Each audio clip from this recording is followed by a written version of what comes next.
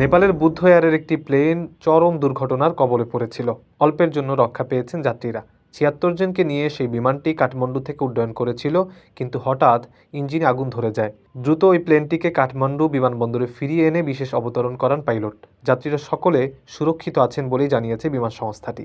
পরে তাদের অন্য বিমানে গন্তব্যে পৌঁছানোর বন্দোবস্ত করা হয়। কাঠমান্ডুর ত্রিভুবন বিমানবন্দর থেকে সোমবার সকালে যাত্রা শুরু করে বুদ্ধ এয়ারের 953 নম্বর ফ্লাইটটি। গন্তব্য ছিল ভদ্রপুর। 11টা 15 নাগাদ বিমানটিকে আবার ত্রিভুবন বিমানবন্দরে নামানো হয়। বিমান সংস্থা সামাজিক যোগাযোগ মাধ্যমে জানিয়েছে, যান্ত্রিক ত্রুটির কারণেই বিমানটির জরুরি অবতরণ করাতে বাধ্য হন পাইলট। তবে গণমাধ্যমের খবর হলো, বিমানের ডান দিকের ইঞ্জিনে আগুন ধরে গিয়েছিল। মাটি ছাড়ার কিছুক্ষণের মধ্যেই আগুন দেখতে পেয়েছিলেন পাইলট। সঙ্গে সঙ্গে তিনি বিমানটি কাঠমান্ডুতে ফিরিয়ে আনার সিদ্ধান্ত নেন।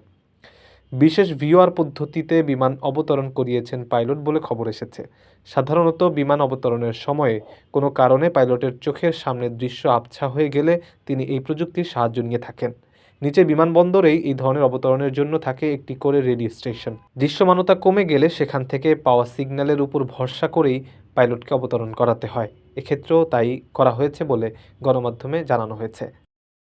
কারো কাছে স্বপ্ন পূরণ, কারো আনন্দের উপলক্ষ, আবার কারো জীবন পাল্টে দেওয়ার মুহূর্ত, কখনো জীবন বাঁচাতে সর্বোচ্চ গতিতে উড়ে চলা, কারো আবেগের শেষ মুহূর্ত, আপনজনের শেষ বিদায়ে শামিল হওয়া।